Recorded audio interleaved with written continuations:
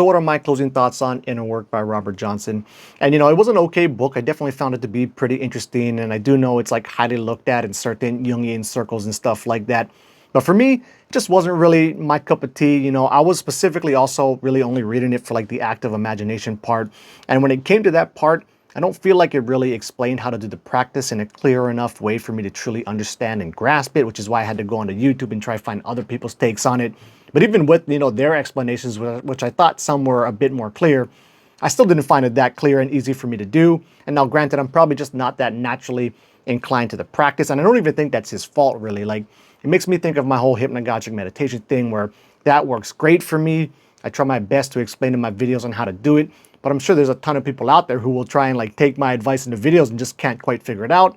So maybe they're just not inclined to this whole hypnagogic meditation practice, kind of similarly to how I don't feel like I'm inclined to this active imagination thing as well. Now, granted, I'm only a couple weeks in, that's only just starting. Like when it comes to my whole hypnagogic meditation thing, if somebody told me they tried it for 2 weeks, I'd be like, well, hell, that is not nearly long enough.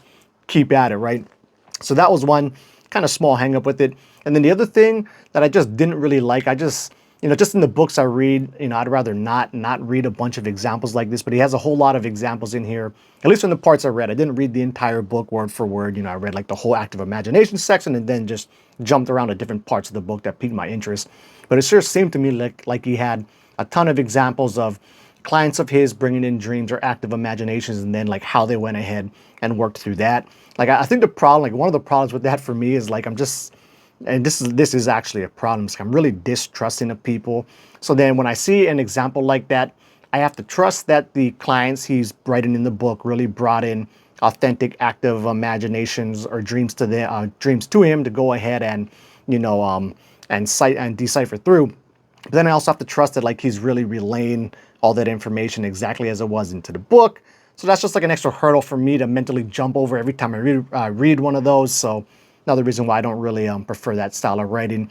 But then another big hang up for me is I'm just not that big of a dream interpretation guy, or even like active imagination interpretation, I guess, as well. And I think James in the New Frontiers of Lucid Dreaming really kind of sums up how I feel about that. And so James writes, "It must be acknowledged that analysis of dreams, or active imaginations in this case, are merely interpretations with an unknown margin of error in the best of cases." And to me, that's always another kind of big hurdle for me to go ahead and jump through. With that said, though, like I do interpret some of my own dreams. Like I don't know if this is really like an interpretation of a dream, but something kind of interesting that happened just yesterday is, as I've been doing this whole get a lot of sleep thing for March challenge and stuff like that, I've been really go to my dream journals again, documenting as much dreams as I can. I've been having all these dreams of like driving and feel like I'm about to crash and like wreck my car, and it seems really dangerous. But I also just bought a brand new car. But then like just yesterday, I was driving to kickboxing class and totally had the most near crash experience I've had in a long time, where like I was driving down the road, I had the right of way, and then this lady was merging in, and she was coming kind of fast, but she was like making a left turn. So I thought she was just kind of going fast to get past, the oncoming traffic, which wasn't really that close, but I figured, okay, maybe she's just kind of stepping up to get to the middle and then we'll stop. Then she just kept going. And then as she was coming, I was like, oh crap, she's not stopping. So I went to swerve out, but I knew there was a car on my right. And I just had to hope and pray that the car on my right was far enough behind me that if I swerved, I wasn't going to hit him. And then luckily, I went ahead and swerved, and then the guy was far enough behind me. I didn't crash, and I give the lady dirty looks and think, what the hell are you doing? But yeah, I guess that's not dream interpretation at all. Maybe that's more like prophetic dream action. But nonetheless, it was a kind of interesting lineup where in my dreams, I was always like almost crashing, or it was really dangerous, never got into a bad wreck in the dream.